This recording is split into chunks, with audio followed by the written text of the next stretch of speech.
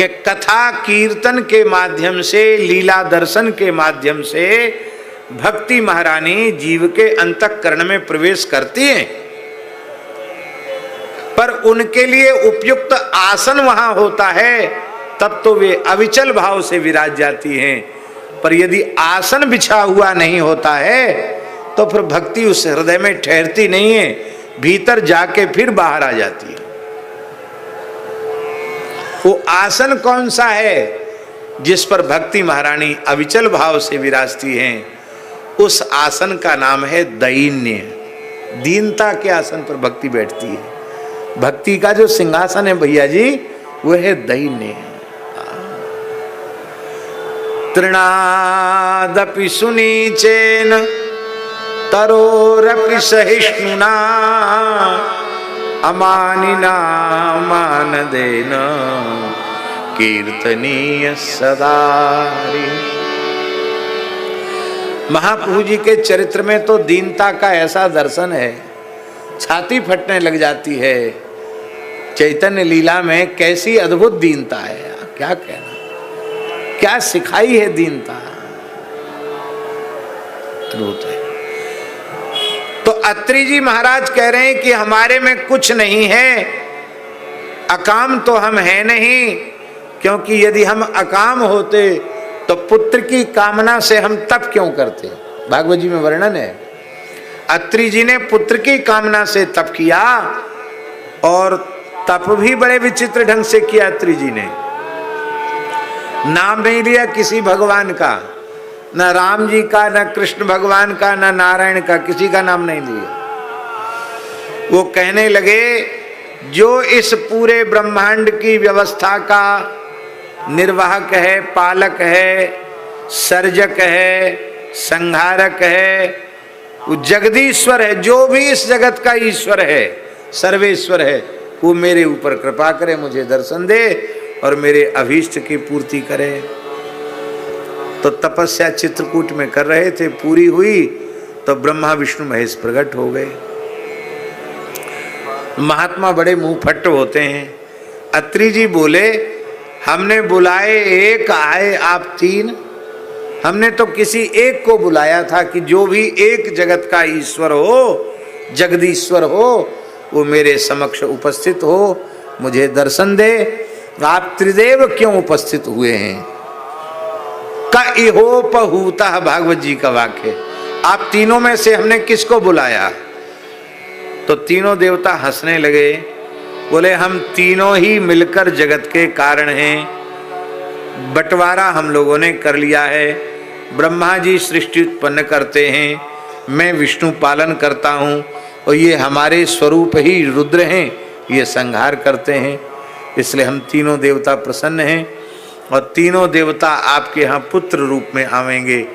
ब्रह्मा जी चंद्रमा के रूप में आए, विष्णु भगवान दत्तात्रेय भगवान के रूप में आए, और श्री शंकर जी महर्षि दुर्वासा के रूप में आए। तो तीनों देवता पुत्र बने। तो आप कह रहे हैं कि निष्काम तो हम नहीं हैं, निष्काम होते तो पुत्र की कामना से तप क्यों करते? पर दीन हम जरूर हैं, सर्व साधन शून्य हैं। ये क्या है? अच्छा एक बात बताओ, क्या अत्रि जी सर्वसाधन शून्य हैं? अत्रि जी तो सर्व साधन संपन्न हैं, वे सर्व साधन शून्य कैसे हो सकते हैं? पर इसी का नाम है दैन्य। हे भगवान, इसलिए आपने इतनी सुंदर बात कही, और अब मेरी समझ में आ गया कि ये जानकी जी सब कुछ छोड़ के आपके पीछे क्यों लग गई।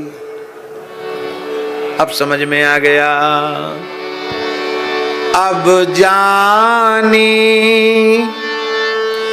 मैं श्री चतुराई, भजी तुम्हें सब देव बिहाई।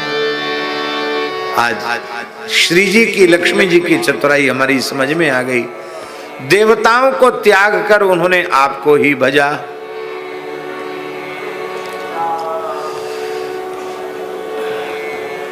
ऐसा कौन सा गुण आप में है?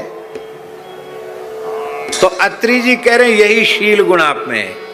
आपके इस शील गुण पर रीझ करके ही लक्ष्मी जी ने देवताओं का वर्णन नहीं किया, ऋषियों का वर्णन नहीं किया, आपके चरणों में ही संपूर्ण समर्पण कर दिया। महाभारत में एक अध्याय का अध्याय है, जिस अध्याय का नाम है शील निरूपणाध्याय। उस पूरे अध्याय में शील गुण का ही निरूपण है।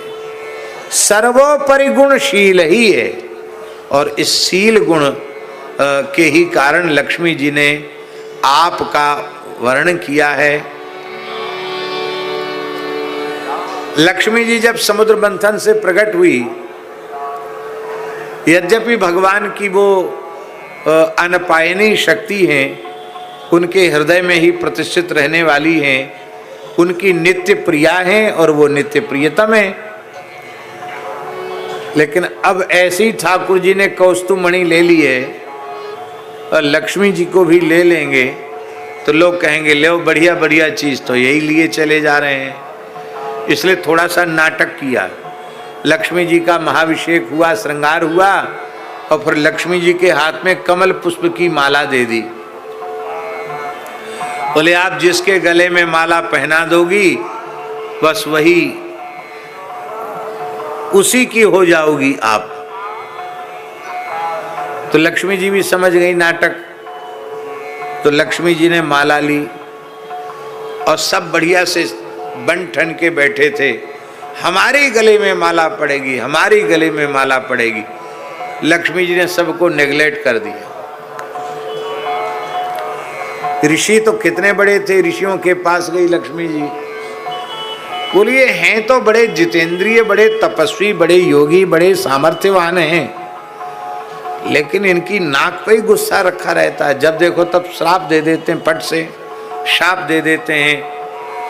तो इतना क्रोध करने वाले के पास हमारी शोभा नहीं है। ऋषियों को हाथ जोड़ लिए, देवताओं के पास गई, बोले ये दमनशील नहीं है,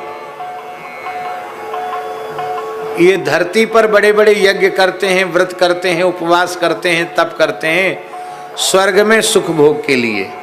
तो भोग के लौल्य के कारण ही इनकी तपस्या है, तो स्वर्ग में जाकर भोग में डूब जाते हैं।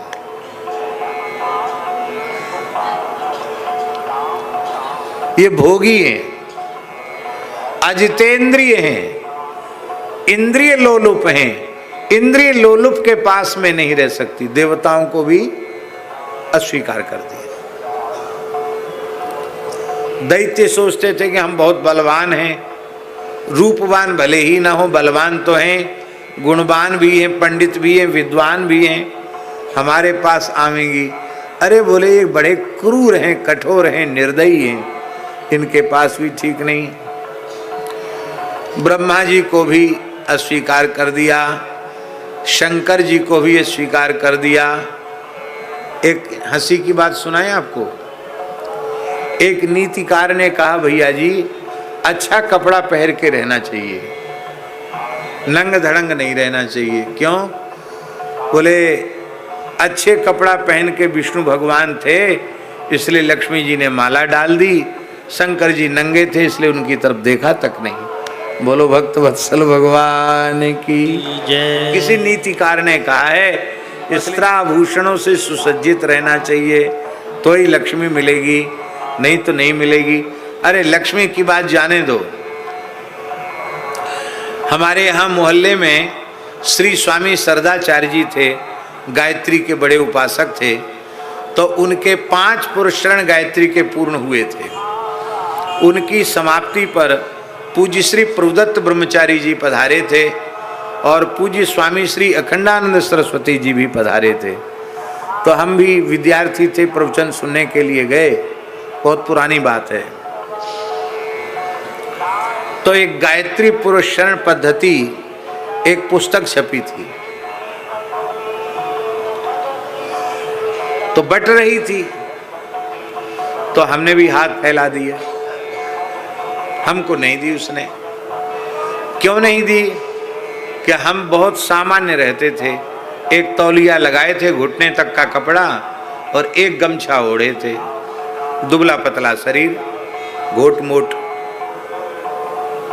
तो हमको नहीं दी, हमको ऐसी बावरा सा समझा, मांगने पर भी बांटने वाले ने हमको नहीं दी।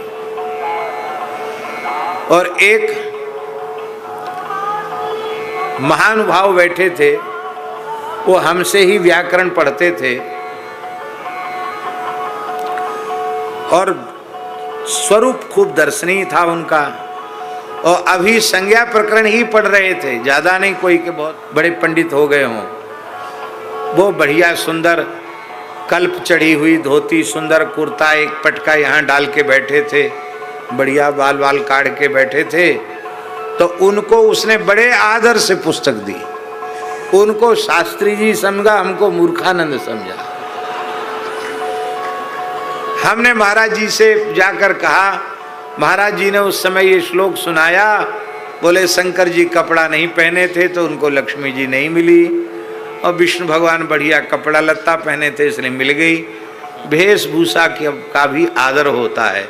बोलो भक्तवत्सल भगवान की जय। तो इसलिए शंकर जी के पास भी लक्ष्मी नहीं गई, नंग धड़ंग के पास जाकर क्या करूंगी, पर भगवान के पास गई, भगवान के कंठ में माला लक्ष्मी जी ने अर्पित कर दी। बोलो लक्ष्मी नारायण भगवान की जय। भगवान ने कहा कि सबको अस्वीकार करके मुझे स्वीकार क्यों किया? तो लक्ष्मी जी ने कहा सब में कोई न कोई दोष है, आप में दोष की गंध भी नहीं है, आप असंख्य कल्याण गुणगण निलय हैं, अचिंत्य असंख्य अनंत गुणगण उनके समुद्र हैं आप। मैं तो आपकी ही सदा सर्वदा से दासी हूं, आपको छोड़कर मेरा प्राण जीवन धन और कौन हो सकता है?